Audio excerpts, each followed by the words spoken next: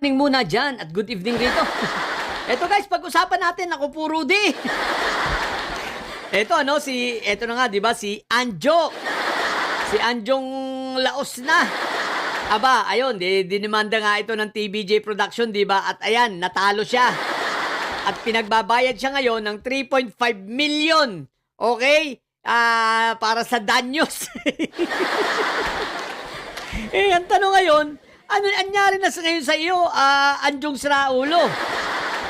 Yan, sa kalukuhan mo kasi, sa kasasakay mo dito sa mga bayoteros, ikaw ngayon ang naipit. Ngayon ang tanong, saan ka kukuha ng pambayad? Halos mamalimos ka na nga sa TikTok, di ba? Halos mamalimos ka na ng kalalive. Ang tanong, saan ka ngayon kukuha? Laos ka ng artista. Wala namang kumukuha na sa'yo para sa project. Kasi nga, sino ba naman ang kukuha sa'yo? Siraulo ka nga. Isipin mo, pati si Tito Sen, itong Dabarkad, siniraan mo. Mga tao na dapat makatulong din sa'yo. At mga nakatulong nung una, mga binalahura mo. Ang tanong ngayon, saan ka kukuha ng pambayad? Asa na yung iyong mga kaibigan na bayoteros? Di ba dati, bidang-bida ka sa kanila? Dati, lagi ka nilang kasama. Talagang, ka pa ha? Talagang ikaw, pinapalakpakan nitong mga ito. Ang tanong, anyari?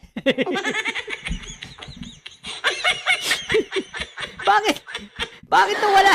Bakit nawala ka ng bigla sa eksena? Hindi ka na lumalabas sa kanilang mga, sa kanilang mga show.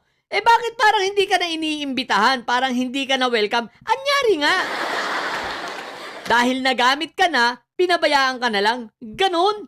Kawawa naman talaga si Anjo, no? Laos na tapos pinabayaan pa. So ngayon, ang tanong uli, saan ka kukuha ng papaya? Sobrang yabang kasi, sobrang siraulo. Masyadong nagpagamit. Yan, ang inabot mong hinayupa ka. Deserve mo yan, di ba? So ngayon, ang aabangan natin guys, tingnan natin, makakabayad kaya ito o hindi. Malamang sa hindi, no? Ewan ko kung paano ito. Saan kaya ito mangungutang hinayupak na ito? Wala na to Wala na tong racket. Ang racket na lang nito, TikTok. Ang racket na lang, mag-live sa TikTok at tumanggap ng mga gift.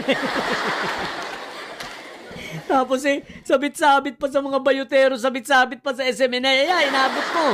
Nagpagamit kang hinayupa ka. At gamit na gamit ka nila. Ayan Diba? Pero alam ko guys hindi lang ito, hindi lang TVJ Production yata ang may demanda rito Hindi lang ako sure Pero tingnan pa natin, parang pati yata sila, itong asawa nila ni Judah, sila Ryan, diba? Ryan Agoncillo, sila Jose yata. Pero I'm not sure. Pero kung may demanda pa sa kanya, di mabuti. Para dumami lalo ang sakit ng ulo nito, hinayupak na ito, di ba? Sige na, yun lang. Kakatuwa naman tong balitang ito. Sa mga bubundidili dyan, si Anjo ninyo, magbabayad na, may utang ng 3.5 million. Talo sa kaso.